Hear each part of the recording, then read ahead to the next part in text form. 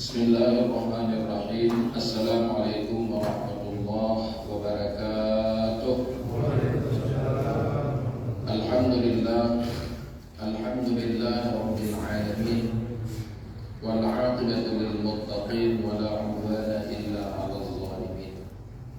Asyhadu an la ilaha illallah wahdahu la syarika lahul malikul haqqul mubin wa asyhadu anna sayyidana wa nabiyyana Muhammadan 'abduhu wa rasuluhu shadiqul wa'dul amin. Amma ba'd, fa ya ibadallah ayyuhat talibun wa talibat rahimakumullah, usikum wa iyaya bittaqwallah faqad fazal muttaqun. Qala Allah subhanahu wa ta'ala fi kitabihil karim wa huwa asdaqul qailin. A'udzu billahi minasyaitonir rajim. Bismillahirrahmanirrahim. Subhanaka la ilma lana illa ma 'allamtana innaka antal alimul hakim. Allahumma ya rabbana ya maulana zidna ilman wa fahman wa alhiqna bis salihin. Rabbi shrah li sadri wa yassir li amri wahlul 'uqdatam min lisani yafqahu qawli. Pertama-tama yang utama, marilah sama-sama kita memanjatkan puji syukur kehadirat Allah Subhanahu wa taala atas segala rahmat dan nikmat yang telah Allah karuniakan kepada kita semua. Selawat beriring salam marilah sama-sama kita sajikan, kita doakan kehadiran Nabi besar Muhammad sallallahu alaihi wasallam dan juga kepada seluruh keluarga dan sahabat-sahabatnya sekalian. Ma'asyiral muslimin rahimakumullah, kita masih pembahasan masalah istiqbalul qiblah. Jadi pada minggu yang lalu kita sudah membaca yaitu syarat yang kelima daripada syarat untuk sahnya salat, istiqbalul qiblah, harus menghadap ke kiblat. Jadi sepakat ulama fikih bahwa menghadap ke kiblat itu salah satu syarat untuk sahnya salat. Itu berdasarkan kepada firman Allah, A'udzu billahi minasyaitonir rajim, wa min haitsu kharajta fawalli wajhaka syatral masjidil haram. Dari mana saja kamu keluar, ke mana saja kamu keluar, fawalli, maka berpalinglah wajah kamu ke pihak Masjidil Haram. Jadi syatran artinya bahagian, kepada bahagian daripada Masjidil Haram. Yang dimaksudkan dengan Masjidil Haram dalam hal itulah Ka'bah. Wa haitsu ma kuntum, dan di mana saja kamu berada, fawallu wujuhakum syatrah, maka berbalik olehmu akan muka kamu kepada bahagiannya Ka'bah. Terkecuali ada istisna, yaitu tidak wajib menghadap kiblat, sah salat kita dalam dua hal. Yang pertama dalam syiddatil khauf, dalam keadaan sangat ketakutan, dan yang kedua yaitu sembahyang sunat khusus lil musafir, bagi orang musafir, dan juga bila orang musafir ini berada ala rahilah, di atas kendaraan. Tapi kalau orang musafir yang dia sudah menetap di suatu tempat, itu tidak dibenarkan untuk tidak menghadap ke kiblat, harus. Jadi yang dibenarkan sembahyang sunat tidak menghadap ke arah kiblat di saat dalam kendaraan. Izin Bu, yang menetap maksudnya turun minum kopi begitu atau tinggal di situ? Pokoknya kalau sudah turun nggak dibenarkan lagi. Kalau bukan di atas kendaraan itu tidak dibenarkan lagi. Jadi yang dibenarkan berdasarkan kepada hadis Nabi ala rahilah, itu di atas kendaraan. Itu kita yang kata truk, kata jeep, ya, istirahat. Yang mesti ada jalan.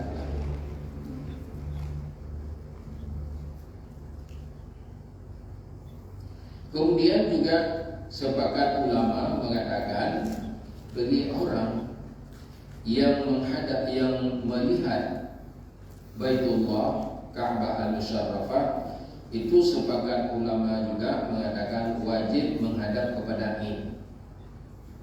Wajib menghadap kepada Id. Adapun bila tidak melihat, ini yang terjadi perbedaan ulama. Jumhur ulama mengatakan boleh menghadap kepada jihad, pada arah. Tapi Imam Syafi'i mengatakan tidak boleh, tidak, harus menghadap kepada Id, walaupun jauh dengan Mekah, dengan Ka'bah. Ini sebagai kesimpulan pengajian kita minggu yang lalu. Kemudian masalah ijtihad. Jadi bagi seseorang yang ingin melakukan salat, yaitu kalau misalnya pergi pada suatu tempat dan tidak tahu arah kiblat dan tidak ada tanda-tanda, ini wajib dia berijtihad. Tapi kalau misalnya seseorang pergi pada satu tempat dan memang di tempat itu sudah ada masjid, sudah ada musalla, itu barangkali tidak perlu ijtihad lagi, kena ikut saja kemana mihrab. Di mana mihrab itu umumnya mihrab itu diletakkan di arah kiblat, maka tidak perlu ijtihad lagi. Jadi yang perlu ijtihad misalnya kita datang ke tepi pantai, di situ tidak ada langgar, tidak ada masjid, kita mau salat, itu wajib ijtihad.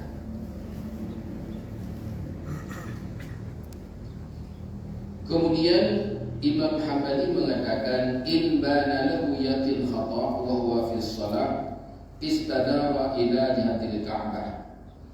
Imam Hambali mengatakan jika seseorang sedang salat, jadi sudah ijtihad tadi, misalnya menurut ijtihadnya arah kiblat itu katakanlah ke barat, tiba-tiba dalam salat berubah ijtihadnya, berubah, bukan ke situ. Bila yakin dia salah dalam ijtihadnya, langsung dalam salat itu istadara, berpaling kemana arah yang dia yakin. Itu wajib. Dan salat yang sudah dilakukan itu sah. Karena misalnya sudah dilaksanakan 2 rakaat, pada rakaat ketiga dia berubah ijtihadnya, itu yang sudah dilakukan tetap sah.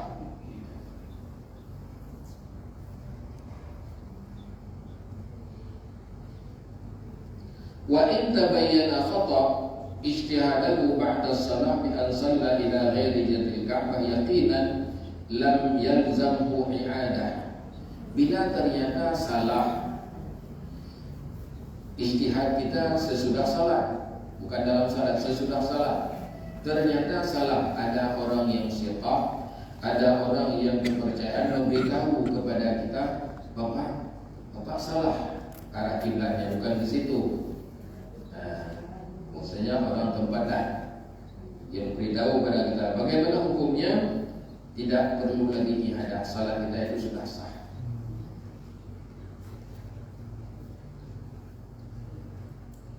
Demikian juga bagi misalnya seseorang yang tidak ahli ijtihad, dia muqallid, ikut kepada orang yang ijtihad, itu juga tidak perlu i'adah. Sebagaimana mujtahid tidak perlu i'adah, muqallid juga tidak perlu i'adah.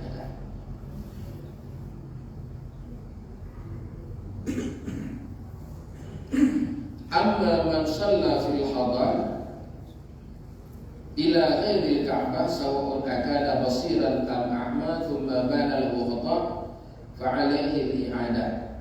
Jadi tidak wajib iadah, masalah itu dia sembahyang bukan di kampung. Kalau dia dalam perjalanan musafir. Tapi ini bila misalnya dia melakukan salat di kampung, ternyata salatnya itu wajib iadah. Wajib iadah karena di kampung itu memang sudah ada tempat salat. Sudah yakin kita ada tempat salat. Makanya bila kita mengerjakannya bukan ke arah kiblat, kalau di kampung itu wajib ada salat kita. Kalau misalnya ternyata yaitu arah kiblat yang kita lakukan itu salah. Kenapa demikian? Di annal hadar laisa bi mahalil ijtihad. Jadi kalau di kampung tidak perlu ijtihad. Karena sudah ada orang yang ijtihad. Misalnya musalla kita ini tidak perlu ijtihad tadi, ya, karena sudah dari dulu.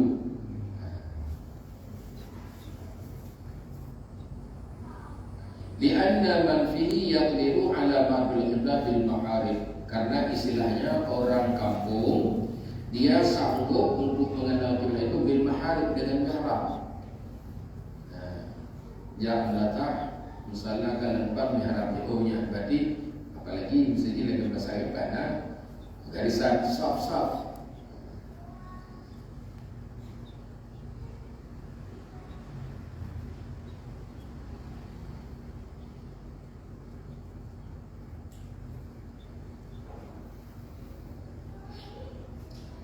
Wal khulasah, kesimpulan, annal Hanafiyah wal Hanabilah yuqarriruna al-bina' ala as-salah fi asna'iha wa la yujibuna al-i'adah fi halil ijtihad.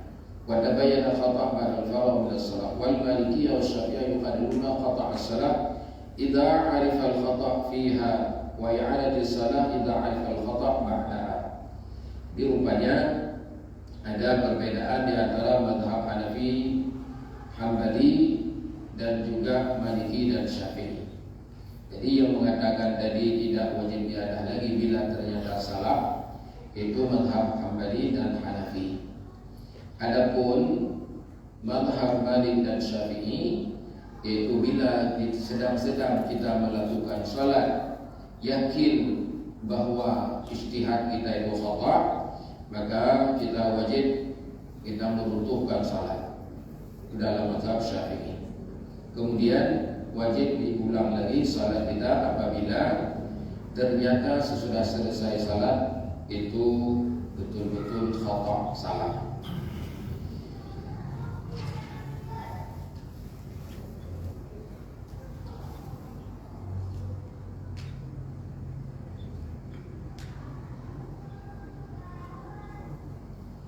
Kemudian as-salatu fil Ka'bah, bagaimana hukum kita mengerjakan salat di dalam Ka'bah? Apakah boleh atau tidak? Arafna annahu la budda syar'an min istiqbal juz' min al-Ka'bah wa 'inda ghairi al-Malikiyah aw hawaiha ila as-sama'.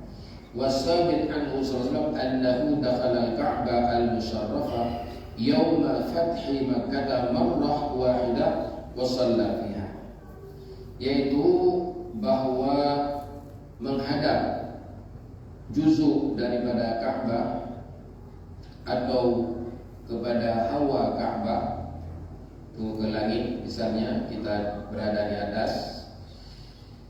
Kemudian menurut keterangan daripada Nabi sallallahu alaihi wasallam bahwa pada tahun Fathu Makkah, kemenangan Makkah yaitu tahun ke-8 Hijriah, Nabi pernah masuk ke dalam Ka'bah dan Nabi mengerjakan salat di dalamnya. Ini menunjukkan salat di dalam Ka'bah hukumnya boleh.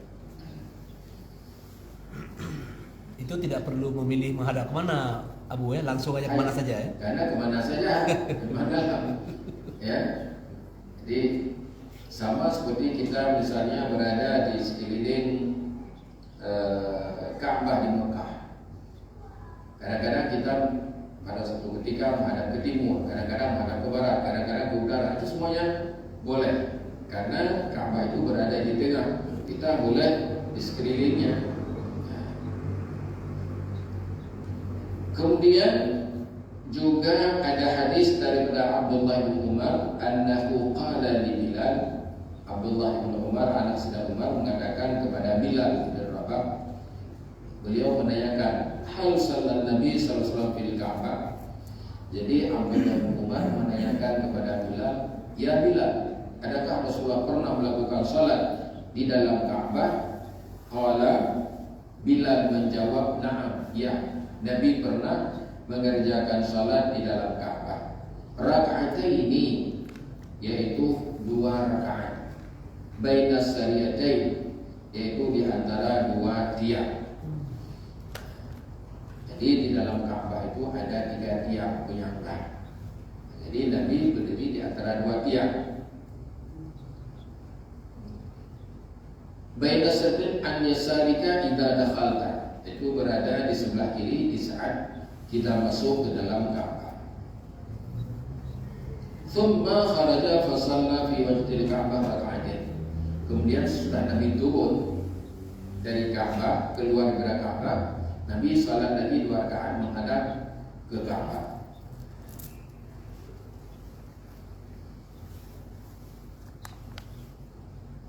Abu, tanya Abu. Boleh. Ada riwayat yang saya kurang tahu siapa Aisyah menyatakan pada Nabi minta salat di dalam Ka'bah.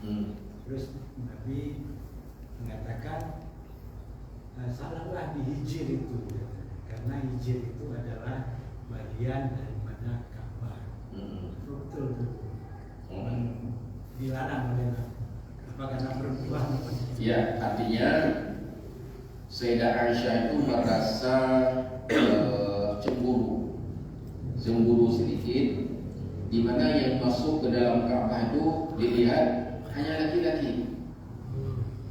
Nah, jadi karena menurut Aisyah masuk dalam itu salah satu kelebihan, sehingga beliau meminta kepada Rasulullah, ya Rasulullah, saya ingin mau melakukan salat di dalam Ka'bah.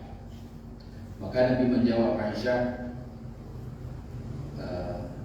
mari saya antarkan kamu ke dalam Ka'bah.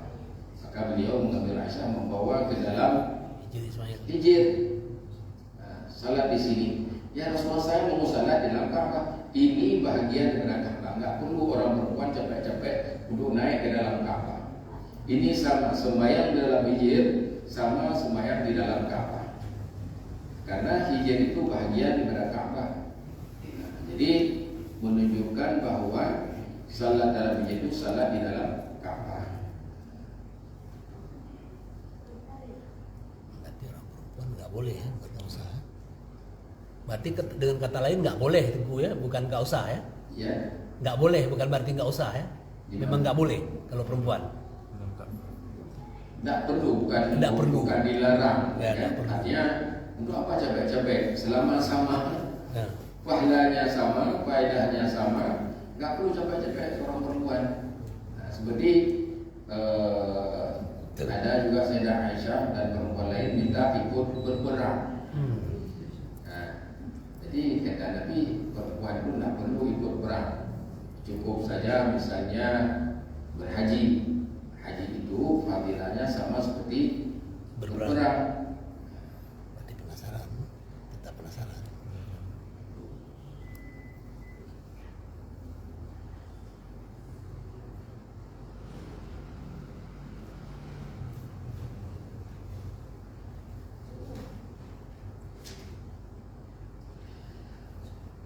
Waqad aqarra al-fuqaha masyru'iyyat as-salah fi jawfil Ka'bah.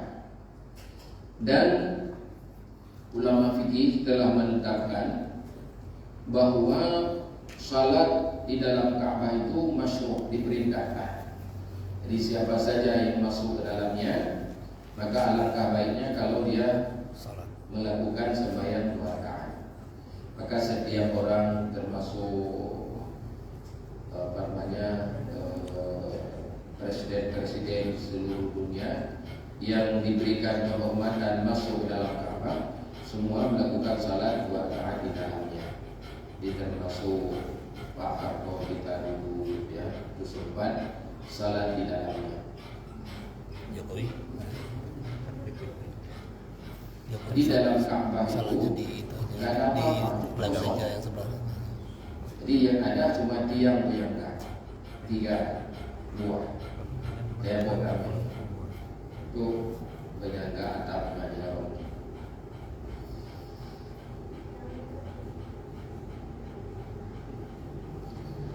Faqala al-Hanafiyah, Imam Hanafi mengatakan sah menunaikan salat baik fardu atau sunat walau jama'atan, walaupun secara berjamaah di dalam Ka'bah atau ala sutian atau di atas sutuknya.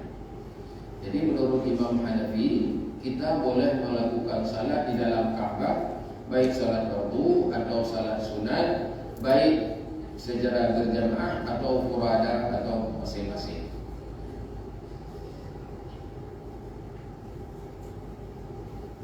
Lakin yukrahu as-salat fawqaha, namun tadi boleh dimakruhkan melakukan salat di atas atap. Tak ibadah bukan hubung dia. Yang makruh sembahyang tadi ya. Di isa'atil adab, karena itu kurang adab di atap ya.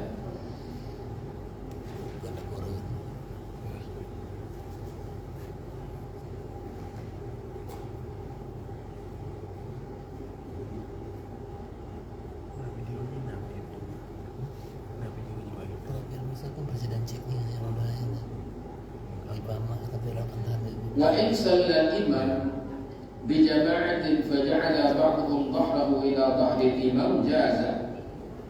Wa man ja'ala minhum dhahrahu ila wajhi al-imam lam tajuz litaqaddumi 'ala al-imam. Jadi kalau seandainya kita membuat salat berjamaah di dalam Ka'bah, kemudian yaitu belakang si makmum, yaitu dempet dengan belakang imam, hukumnya boleh. Imam ke sana, makmum ke sana. Namanya dempet ruang. Nah, dia tiga hukumnya.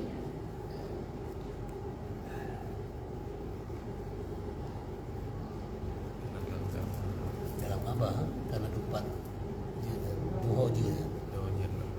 Wa amma man ja'ala minhum dhahrahu ila wajhi al-imam lam najuz.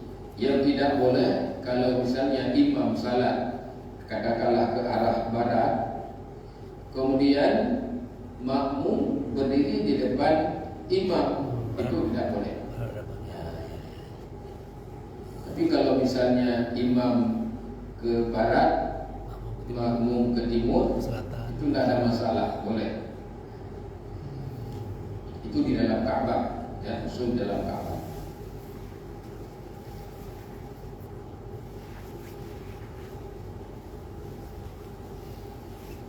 Kemudian waqala Syekh, wa idza shalla al-imam fi Masjidil Haram tahallaqa an-nas hawla al-Ka'bah wa sallu bi salatil imam faman kana minhum aqrab ila al-Ka'bah min al-imam jazat salatuhu idza lam yakun fi janibil imam.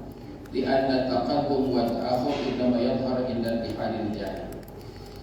Jadi apabila imam mengerjakan salat di Masjidil Haram, kemudian jamaah mengadakan halaqah bulan, ya seperti yang sekarang kita lihat.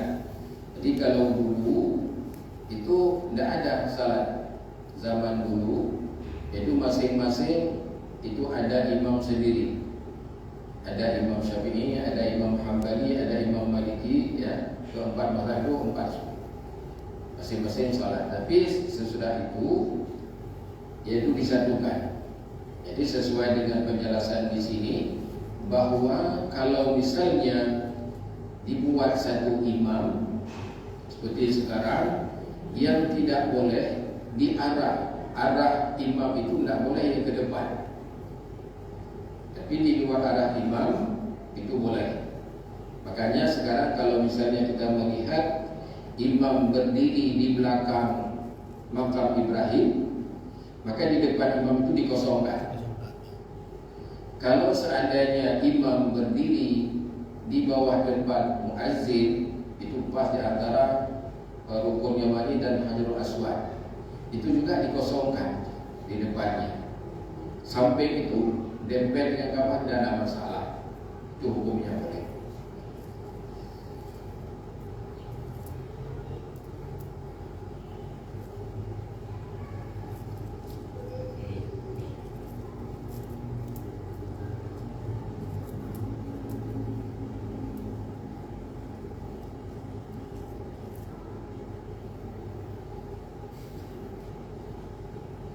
Wala tajuzu salatul fardhi fil Ka'bah atau fil Hijr. Ini menurut yaitu Imam Malik. Jadi menurut Imam Malik itu tidak dibenarkan melakukan salat fardu di dalam Ka'bah atau dalam Hijr. Jadi karena ada khilaf ulama, makanya di saat didirikan salat berjamaah, maka Hijr itu dikosongkan. Tidak ada satu orang pun yang boleh berdiri dalam hijr. Karena itu ada khilaf ulama, karena ada yang mengatakan boleh salat fardu, ada yang mengatakan tidak boleh.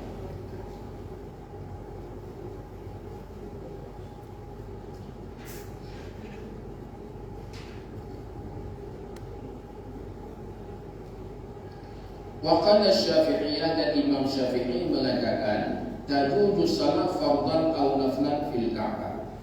Jadi imam kita Imam Syafi'i juga membolehkan salat di dalam Ka'bah, baik salat fardu atau salat sunat, termasuk dalam hijr, karena itu bahagian dari Ka'bah, dan juga boleh di atas subuh.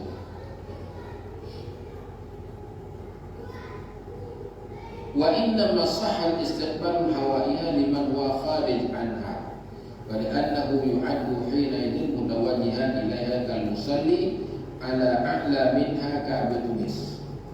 Kemudian dalam mazhab kita Imam Syafi'i juga sesuai dengan Imam Hambali dan Hanafi, boleh menghadap kepada hawa Ka'bah, bukan kepada hawa. Contohnya seperti kita kalau kita ke Mekah, di sebelah bukit Safa itu ada sebuah jabal, ada sebuah gunung yang disebut dengan Jabal Abi Qubais. Jadi dulu sebelum dibuat istana raja, di situ ada sebuah masjid yang disebut itu Masjid Bilal bin Rabah. Itu di atas puncak ala qimatil jabal, di puncak gunung Abi Qubais. Aku dulu sering membawa jemaah-jemaah, itu tahun 80-an belum ada istana. Jadi musim haji kalau ada jemaah haji biasa ziarah ke Jabal Qubais, tempat Nabi Allah Ibrahim memanggil kita dulu. Jadi kalau kita naik ke situ, jadi yang kita hadap itu bukan Ka'bah, karena Ka'bah itu di bawah. Jadi yang kita hadap itu hawanya, udaranya. Maka sebagaimana yang sudah kita pelajari pada video yang lalu, Ka'bah itu dari di atas bumi ke dalam bumi yang ketujuh dan sampai ke atas langit yang ketujuh, tidak ada masalah.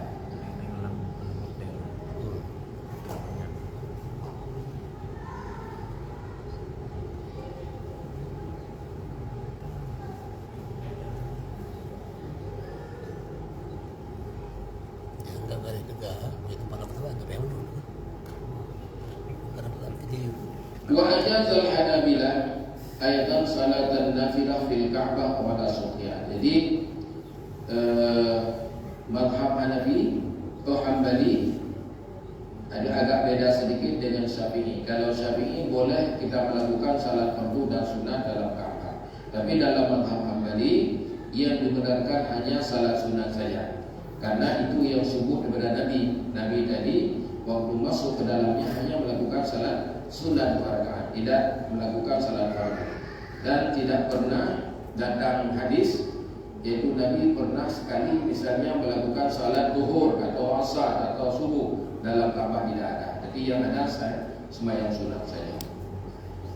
Jadi karena itu Imam Hambali berpendapat yang sah melakukan sembahyang sunat di dalam Ka'bah, yang sah melakukan sembahyang di dalam Ka'bah hanya sembahyang nafilah, sembahyang sunat saja.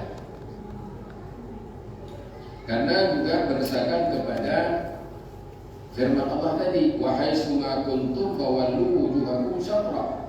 Di mana saja kamu berada, kamu wajib menghadap muka kamu kepada bahagian Ka'bah. Imam Syafi'i mengakui ayat ini, tetapi beliau mengatakan menghadap di dalam itu kan menghadap kepada bahagian juga, ya. Jadi kita di luar menghadap ke Ka'bah, di dalam juga menghadap ke bahagian Ka'bah. Saya masih tanya-tanya. Imam Syafi'i tadi aku katakan tidak sependapat dengan arah. Ya, kalau Imam Syafi'i tidak boleh ke arah. Nah, berarti harus ke Ka'bah. Kepada ya, kepada Ka'bah. Nah, kalau kita salat di Masjid Raya, yang paling ujung itu kan tidak pasti nggak kena Ka'bah gitu. Betul. Dia arah. Ya. Ya, memang itulah yang oleh jumhur ulama mengatakan itu menghadap kepada itu termasuk hal yang tidak mungkin. Kenapa? Karena Ka'bah itu katakanlah 8 meter, 8 kali 8, sebesar katakanlah musala kita ini. Kalau seandainya kita buat saf panjang, ini saf kita berapa isinya? 30 berapa? 20 orang katakanlah. Jadi kalau safnya sampai 100, ada yang 200, seperti di Madinah itu lebar masjid itu hampir 300 meter. Itu pasti tidak kena yang daripada 6 atau 8 meter itu tidak kena lagi Ibrahim. Ya, harus kena kepada arah semuanya. Itulah jumhur mengatakan tidak mungkin kita menghadap kepada ini. Tapi bagaimana Imam Syafi'i mengatakan wajib menghadap, wallahu a'lam, ya, kita tidak tahu. Mungkin niat saja, standar deviasi ya, dari niat saja kita menghadap kepada ini, walaupun sehingga tidak 0,0 sekian saja. Kalau yang tadi itu kan cuma biasa ilmu sosial, jadi berusaha. Kalau Esos. kita dari Indonesia ini kita menghadap, memang ini sudah ke negeri Mekah saja, kota Mekah. Ya, kota Mekah. Jadi kalau ke arah ini pun tidak mungkin sama sekali.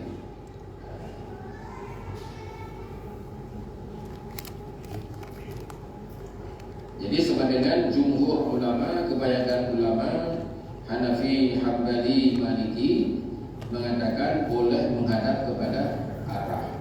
Makanya kita tidak ragu lagi, karena itu pendapat jumhur.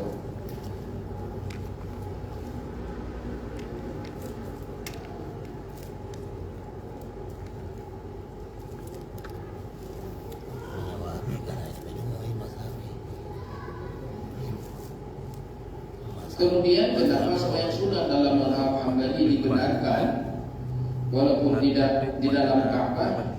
Karena masalah sunat ini banyak kemudahan. Sebagaimana tadi dibenarkan kalau sembahyang sunat ala rahilah, di atas kendaraan, untuk tidak menghadap ke arah kiblat. Kita sembahyang sunat seperti kita misalnya kita pergi ke Medan pakai bus, dalam bus itu boleh kita menghadap kepada arah saja, itu sembahyang sunat, tidak ada masalah.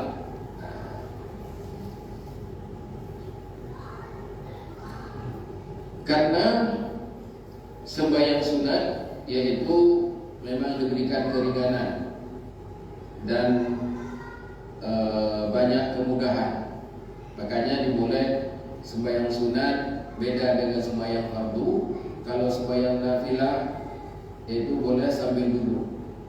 Kita misalnya melakukan sembahyang sunat ratib qabla isya, sesudah isya, kita sanggup berdiri tapi kita duduk, apa hukumnya? Boleh. Itu keringanan, kemudahan diberikan. Walaupun pahalanya beda, ya. Di antara kita sembahyang sambil berdiri dengan sembahyang sambil duduk beda hukumnya. Bukan hukum, artinya fadilah.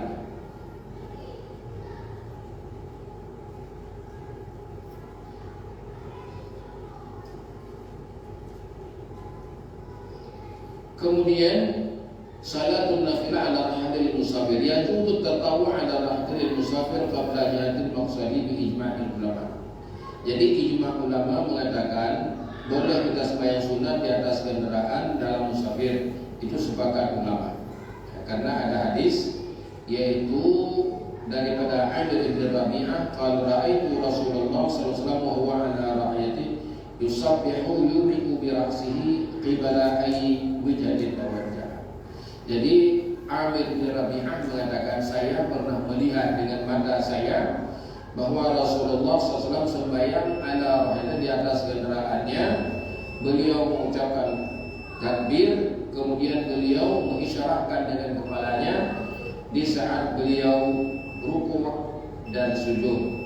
Dan Nabi melakukan salat itu kadang-kadang menghadap ke barat, kadang-kadang ke timur, kadang-kadang ke selatan. Jadi macam tu. Ya. Itu dua Ya, yang boleh.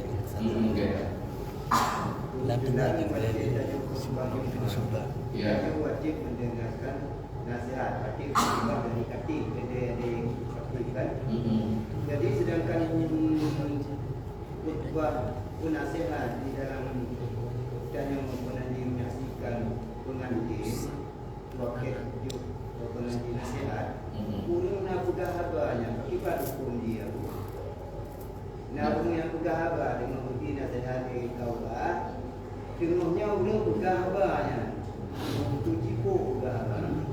Jadi bagi kau punya Itulah tidak sempurna mendapat fadilah Jumat. Sembahyang Jumat sah. yang buka habanya. Iya, yang bergahabanya tadi fadilah Jumat buruk. Karena waman takallama faqad lagha.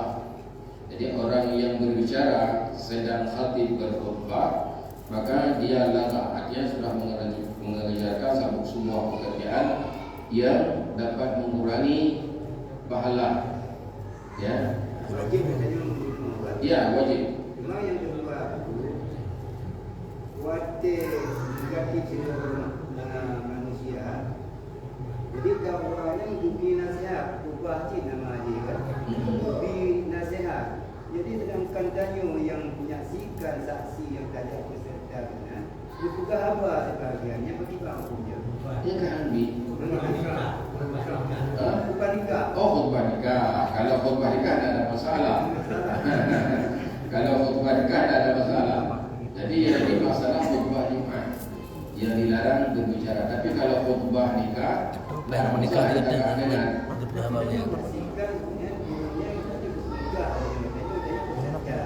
beliau saksikan akad nikah, bukan khutbah nikah.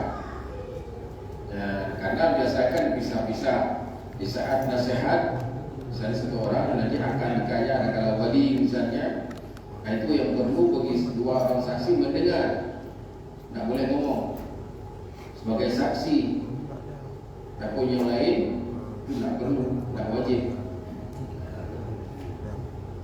Nah,